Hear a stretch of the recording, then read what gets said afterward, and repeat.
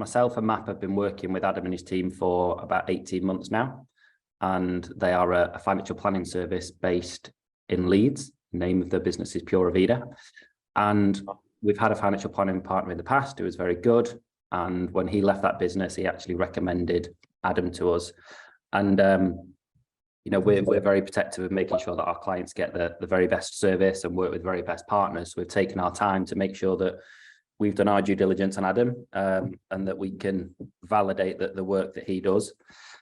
But this is not a promotion of Adam's services. We don't mind whether you work with Adam or you don't. After today, MAP has no commercial benefit if you do so.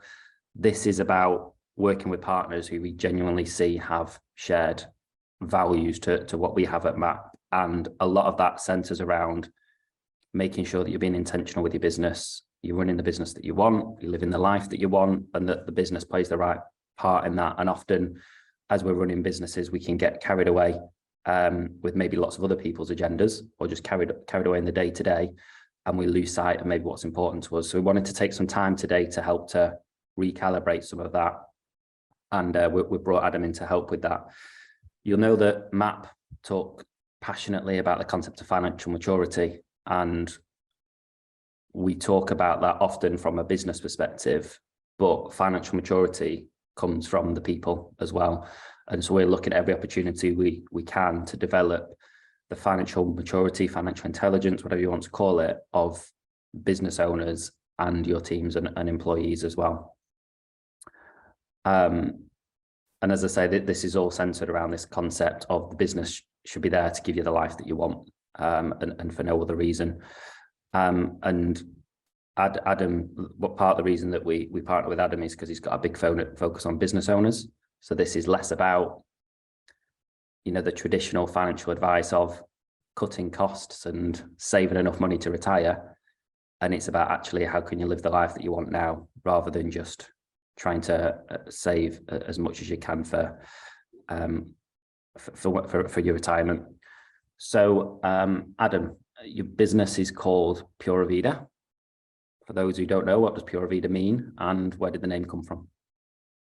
I picked up the phrase traveling in Central America a few years ago, the place where I actually met my wife, so it's quite close to me. The expression is Spanish, and it translates to pure life. And what that means is, and the expression behind it, the meaning behind it, is living the good life or the simple life. And that's the concept we have here, is helping people live their good life, or what is their simple life in some ways, which really aligns with what we do as a business and our mission as a business. So our mission as a business is to improve the quality of life of our clients, our team, and those they care about.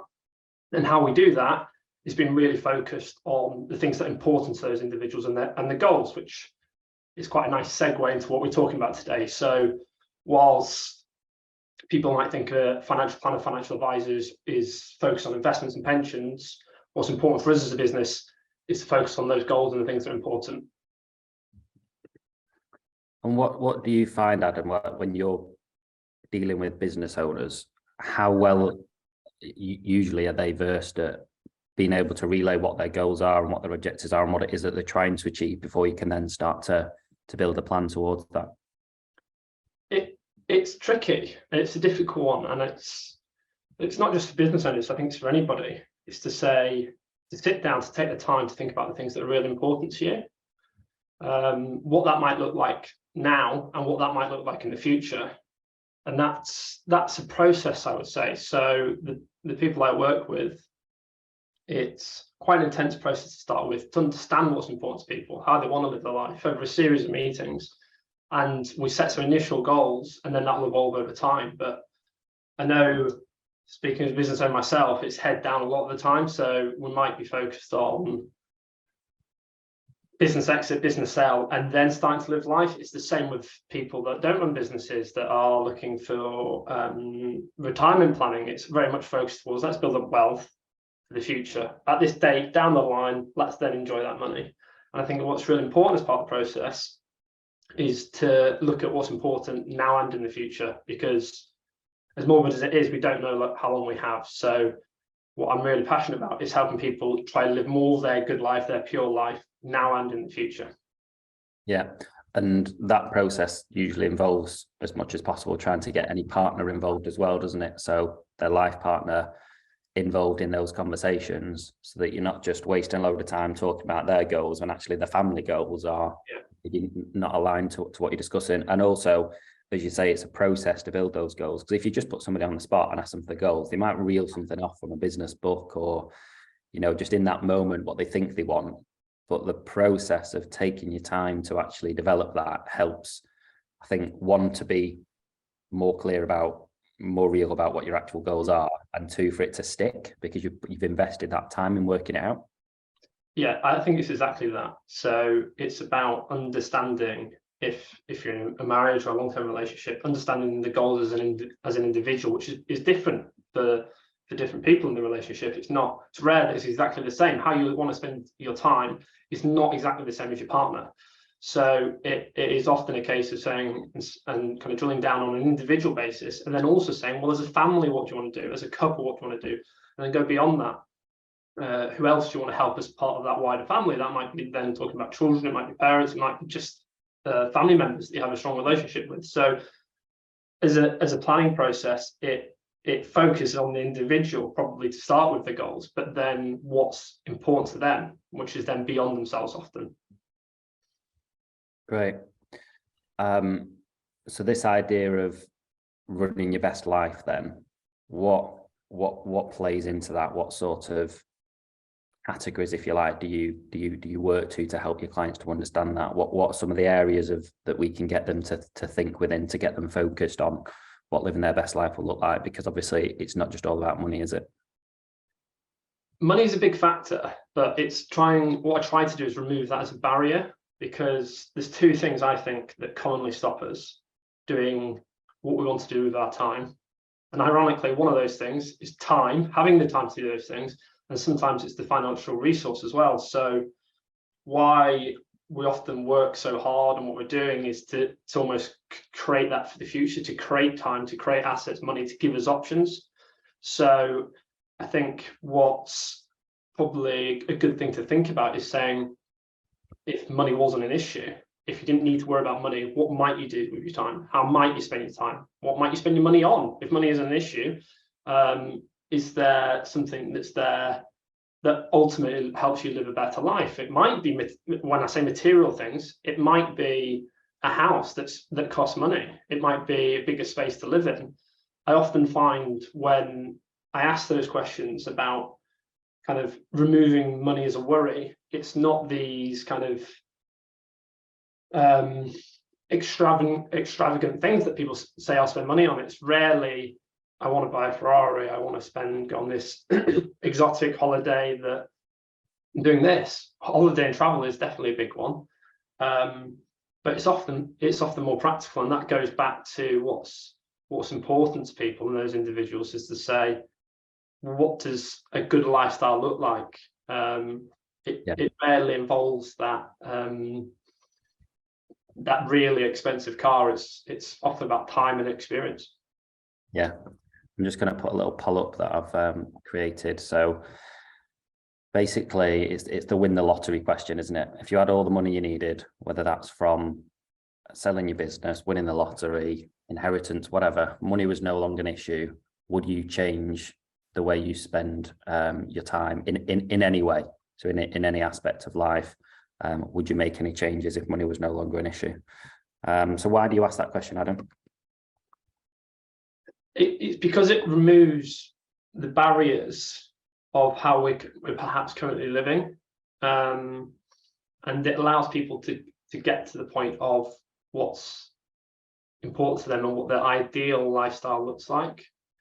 And it's really a starting point to then, well, what are the first things that come to mind in terms of how would you change your time, how you spend your time, and why? It's interesting with a lot of business owners, it's not necessarily saying, I'm not going to run a business, because there's a lot of purpose, a lot of satisfaction in that. For some people, it might be that exit where money isn't an issue, and actually I'm just done at this point. I've had my career and I want to move on. But in almost all sectors that I see. It'll be interesting to see the answers to the poll. People will make some changes. I know personally, it's the same for me. I try to live a life deliberately with what I do. There's no doubt I do things differently. So 86% of people said that they would do something differently. So they would change the way that they spend their time if money was no longer an issue. If anybody wants to share, feel free to pop that in the chat. You can just choose to share it with me and Adam. If you don't want to share it more widely, that's understandable. So if you just choose host and panelists, that will go to me and Adam only. So what are some of the things that you would change if money were no issue? And it'll be interesting, wouldn't it, like you say, whether some people are running a business because they have to financially, or because maybe they've been doing it for so long, they feel like in order to validate all that hard work, they need to achieve an exit of some sort to reward them for the hard work. And I expect, Adam, or I know that, you know, a lot of the MAP clients that have come to you, one of the things that they'll say is, I want to work towards selling my business. And that's often a big part of the conversation at the start, isn't it? I think it's a really interesting thing with business exits and what that then allows you to do. And that's what I challenge people to think about. If you're gearing up to an exit, if it's 1 or 2 years, that's something different. But if it's 5-10 years away, why is it that date? And why is everything might be focused around that? So your lifestyle might be focused around working really hard and going towards those things. And what I'd probably challenge people to say is, it, again, talking about money, is it that capital event that then allows you to do something else? Or perhaps it's something that it's changing the journey along the way, and it's looking at your business in 2 ways, in terms of the income that it can produce as an asset to then allow you to do some of those things now, and also maybe down the line, and what that looks like and how that might interact with goals. It's obviously it's different depending on the individual. And that's a really important point. Often we talk about it in terms of lifestyle, but getting, you know, one of the beauties of running your own business, unlike an employee that you might advise or a financial advisor might advise, is that you've got a lot of flexibility about how you get wealth from your business. So there's a potential capital event which can show up in many different ways. That doesn't have to be an outright exit, but then there's also the income that you can draw from dividends, from salaries, from benefits. Obviously you can do tax planning with family members and things like that. So there's a lot of flexibility that you've got, but you've also got a lot of control over how much money the business makes in the first place. And therefore you can work backwards and think, what do we need this business to deliver in order to give me what I really want? And often, you know, when we do this exercise with clients between us, the size of business is nowhere near as big as the size of business that they need is nowhere near as big as what they thought they needed, because they've probably been looking at it from a business perspective and not a personal perspective.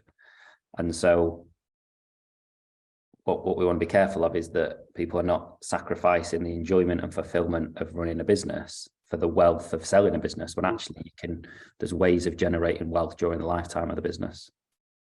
Absolutely. It's about, for me, financial planning is all about options, really, now and in the future. So as much as I like to get those tangible goals that might be in the next year, the next 5 years, get those things down, what we might be working towards in 10 years, beyond that, it becomes more tricky.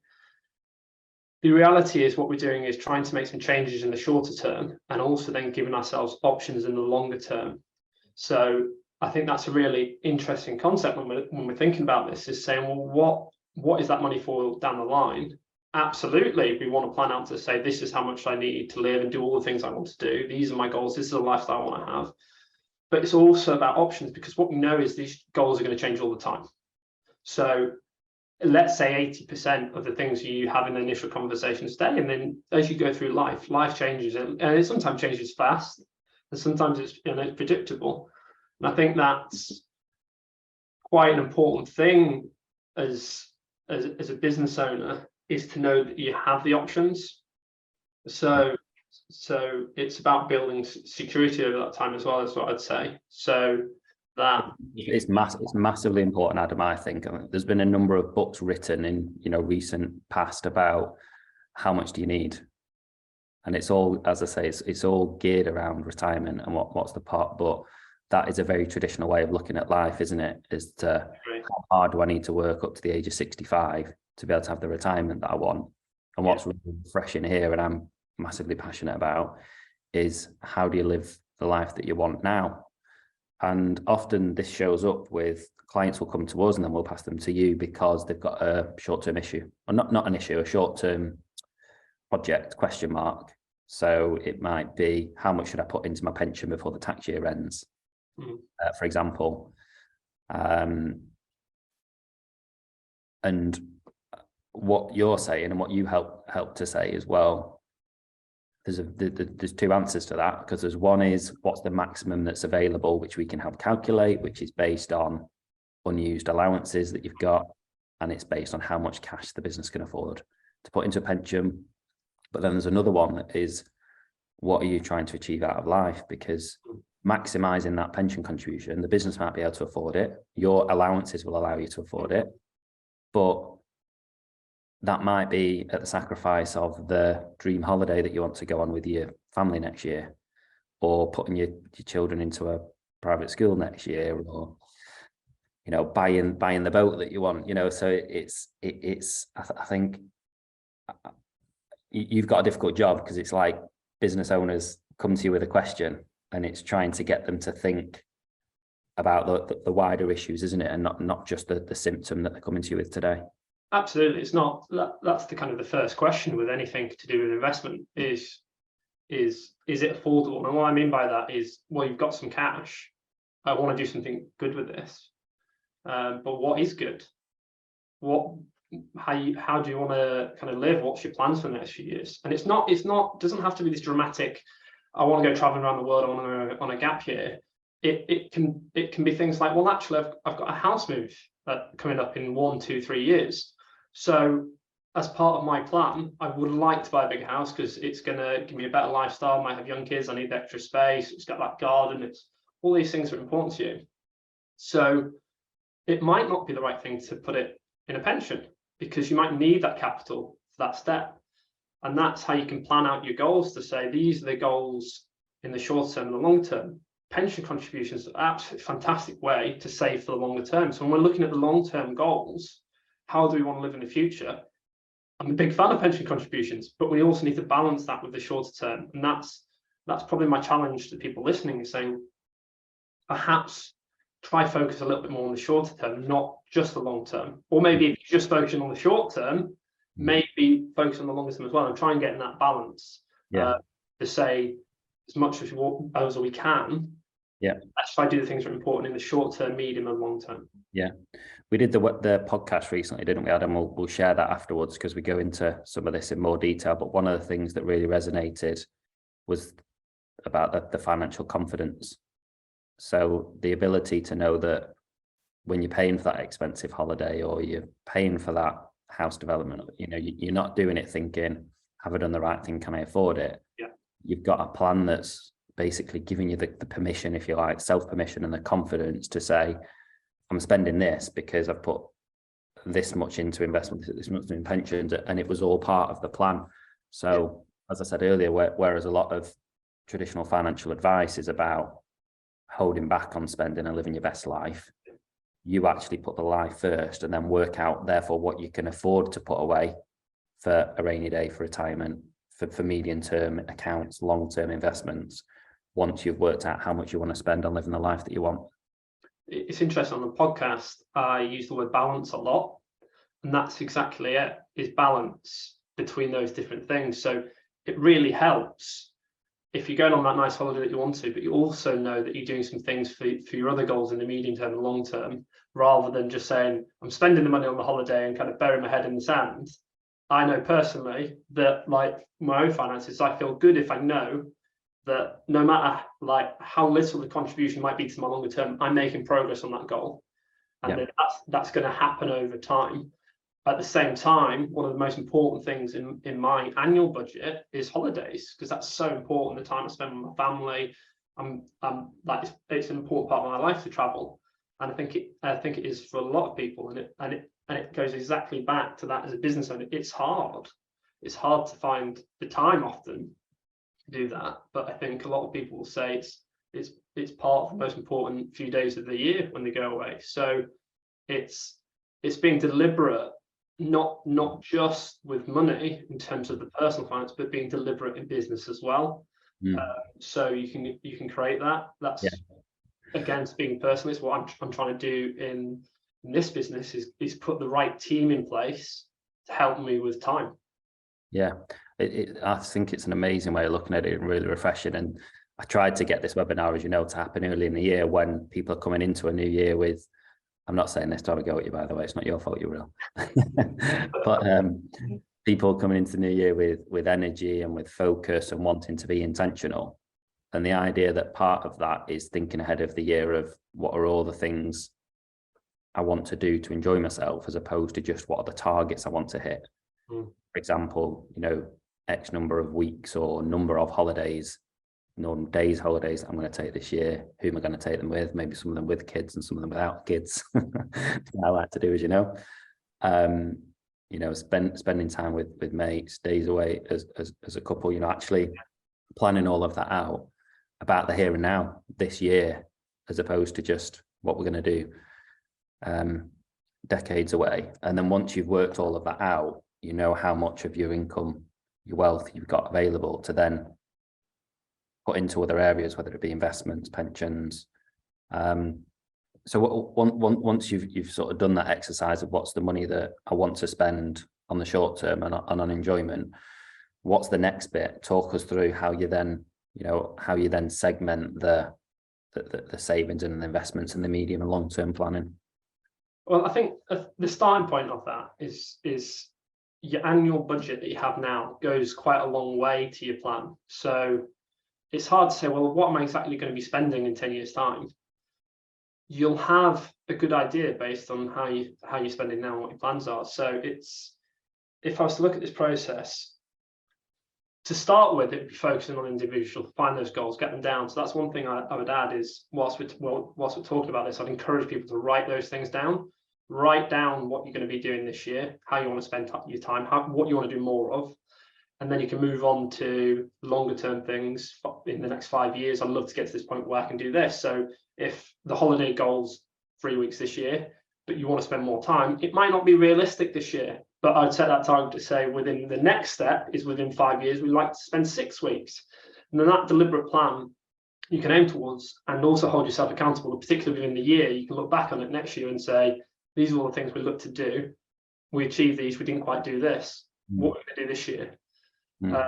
And then beyond that, it's then sorry, Adam, I'd imagine there's psychological benefits of doing that as well, because if you just say I'm going to save this amount of money for in 20 years time, actually don't get to see that or enjoy it or benefit from it until the end point. Whereas the way that you're talking about, you actually get to build momentum and get that satisfaction of you can start to enjoy some of those things now, and then that breeds more planning and more success, more momentum to then start to go into the medium and long-term plans.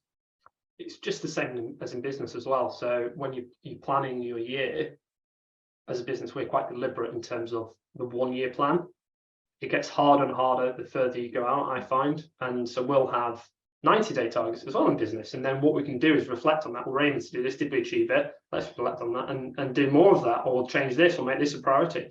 Same in your personal life. So if it's helpful to bring that even shorter than a year, say what we're going to do in the next 90 days, which it then gets down to what might seem the more insignificant things, but they're important things. The date night that might be once a month, the seeing family members, things like that, or making sure you're playing a certain amount of sport, going to the gym, all those things. So that works for me, is what I'll say. I wouldn't go into that much detail with the people I work with necessarily, particularly not the gym and stuff, but family's a key part of that for sure. So I don't mind going into it a little bit, because one of the things with me and Penny is like having a date night. We decided we're going to go to the cinema in February, and it got to like February, we need to go to cinema. There's nothing on.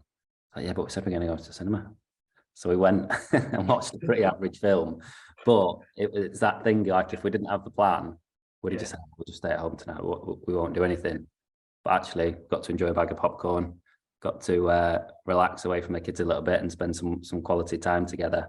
And it's that part of being intentional. It's just that ticking a box to say we've done something. You know, we've done something this month. What should we do next month? And the idea of building momentum. And if you have a plan, if you have that intention, you're much more likely to stick to it rather than find excuses. And holidays is the same, particularly for business owners. You know, I've known business owners that can go years without taking a holiday because they're waiting until they're not busy. And if you don't plan it in, you'll always find a reason why it's not the right time to do it. And that also comes from the financial confidence, I think, you know, knowing that it's in my plan to spend this amount of money on holidays this year. I don't need to be holding back, worrying about if I can afford it, because we've worked out we can afford this. It is important, I think, because those things are important. You need to spend the money on them, definitely. And if you budgeted for it, there's no guilt around it, which I think there can be sometimes. Yeah.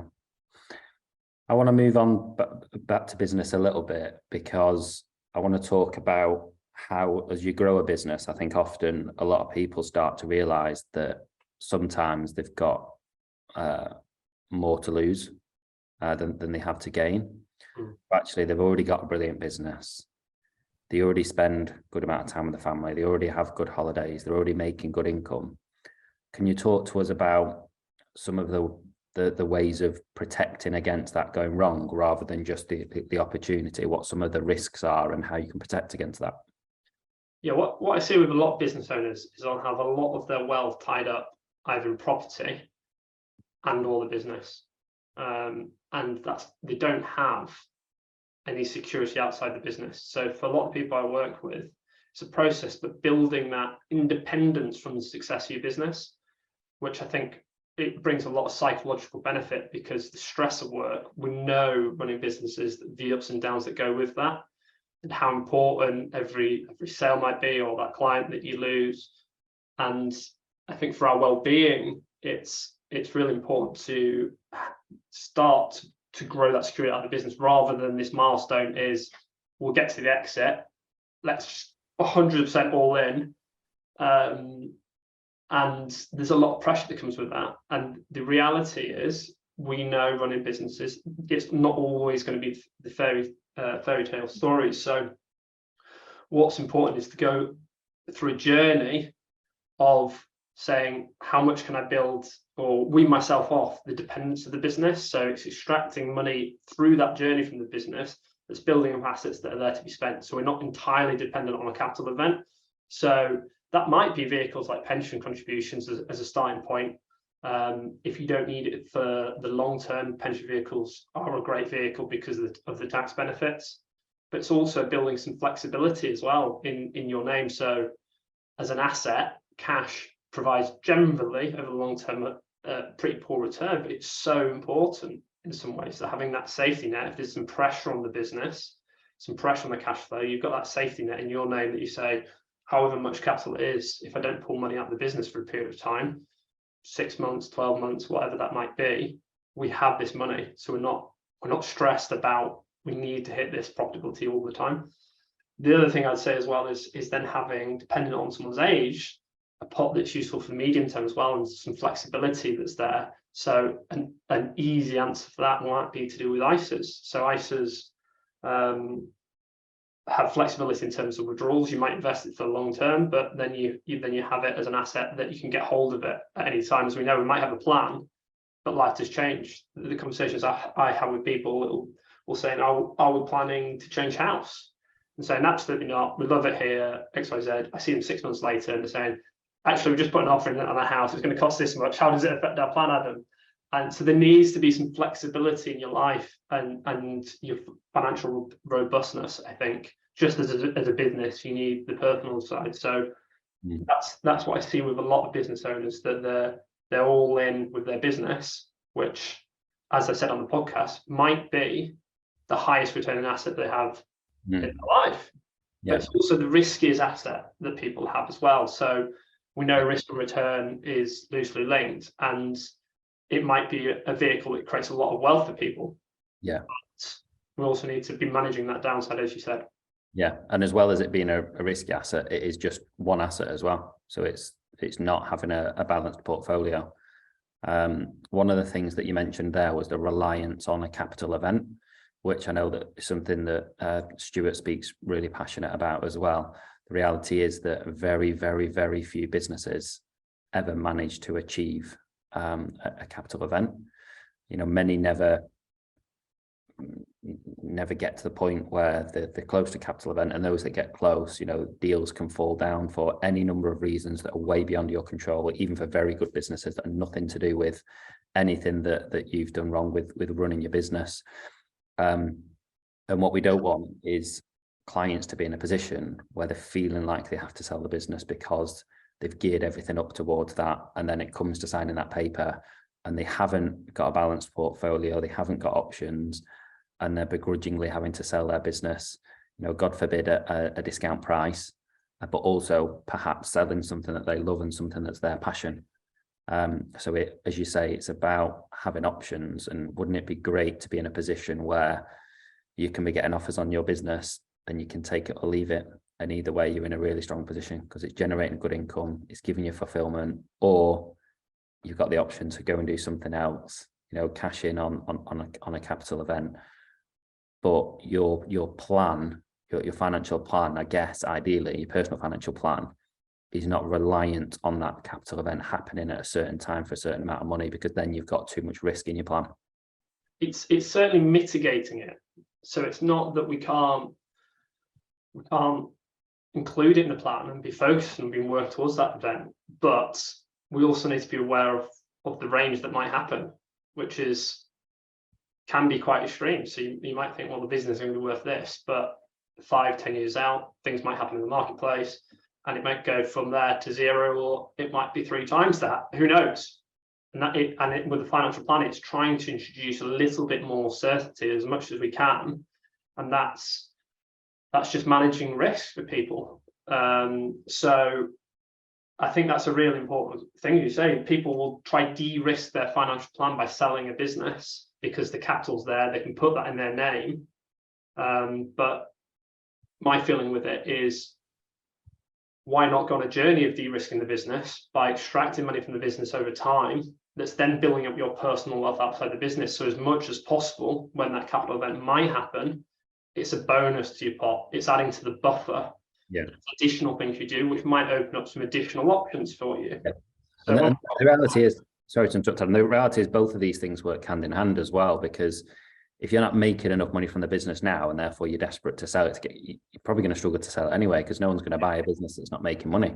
So if you can, if you can get it financially fit now, making money, that's going to help you now so that you're less desperate to sell it because you're making an income. Obviously, you need all the other things as well, the fulfillment and the business, giving you the time and the life that you want. But again, all of those things are things that a buyer would look for. So if the business is not making enough money, it's not very attractive.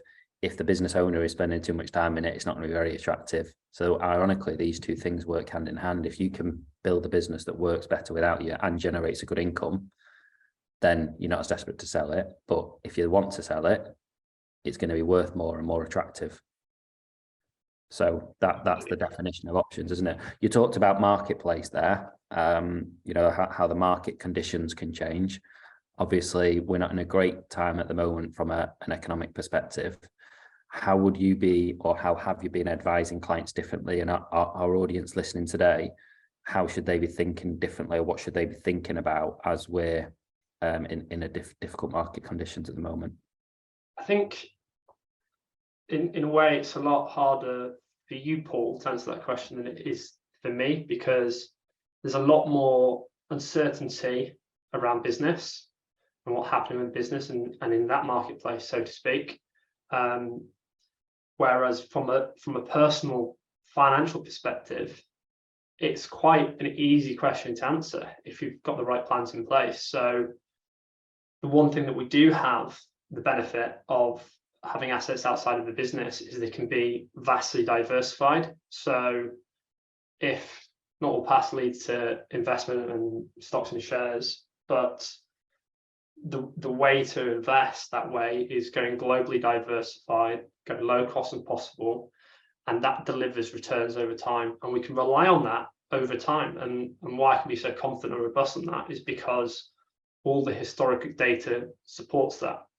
So I think probably most people in the room understand that capitalism works, whilst there's imperfections about it. Over time, economies grow, businesses will grow if you've got a diversified portfolio. The individual risk of a business is huge. If you're investing across the globe, for you not to get a return over time, either one of two things needs to happen. Capitalism needs to fail, or all of those businesses need permanent capital losses. So what we're seeing at the moment is it's a really interesting time for investing, because over the last year, we've seen what you normally construct a portfolio with, which is equities, and more safe and secure bonds, which is often lending to the government. The values of both those asset classes have gone down. So the theory of investing is that the bond element mitigates that risk. It provides a lower return, again, risk and reward, that link. But we haven't seen that over the last year. So people will argue, well, is the times different now in the economy? And you hear this all the time. Is it different this time? Interest rates, is it different this time? And whilst we can plan for these things, we know global recessions are going to happen.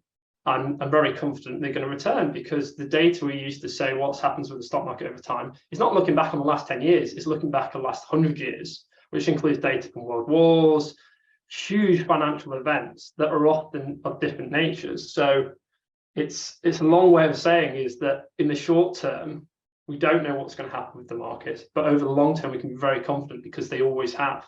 So again, being led by data, we know the stock market is going to be going down on average 1 in 4 years. So it's going to be going up on average 3 and 4 years. And that's what we can rely on over time. So a plan needs to be built around personal wealth, is investing for the long term. So when we're talking about goals, if you said to me, I want to buy a house in the next 3 years, I need this money, we'd stay well clear of the stock market, because there's uncertainty in a 3-year period.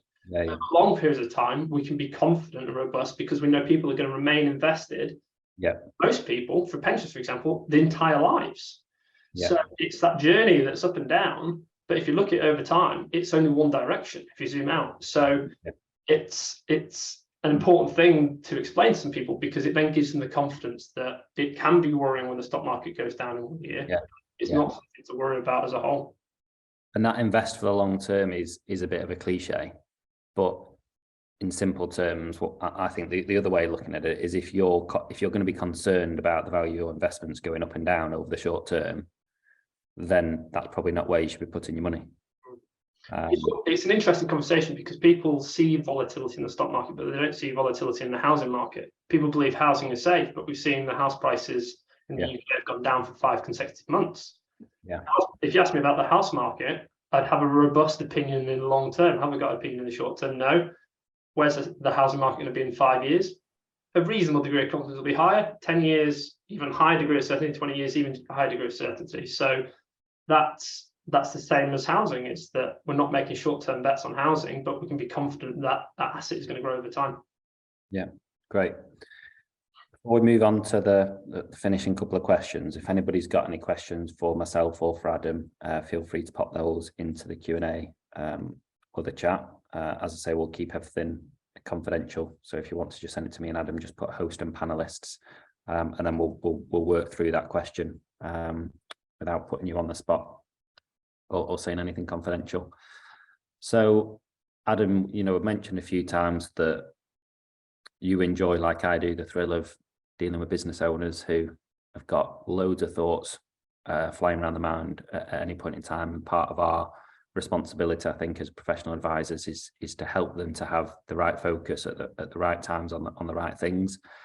For those that are listening today and have obviously only heard about this for the first time, how would you help them to get started on, I don't just mean directly, as in if you were working with them, but I mean today, for people that want to go away and do something about this content that they've heard today, how should they go about getting started, about thinking about living the life that they want and putting the plans in place that they want? We've teamed me up there nicely, Paul, because we've done a workbook in advance of this for a few pages to ask some key questions, just the same as I would do if I was having a conversation with someone, to try trigger those thoughts, to go beyond the kind of top level, what you do, how do you spend your time, to then for people to fill in that booklet, to then note down what their goals are. So there's some key questions in there to think about how you'd ideally like to spend your time, who you'd like to spend that time with, and what causes are important to you. Trying to drive in what a fulfilling life looks like to you. And then ultimately, towards the back of the booklet is a kind of a goal setting exercise where you can say, these are things, what we talked about earlier, what's important to me. Let's put it in and try and achieve some of those things at the milestones. So we've got a time period of 1 year that's in there in the next 5 years, and then 5 years plus.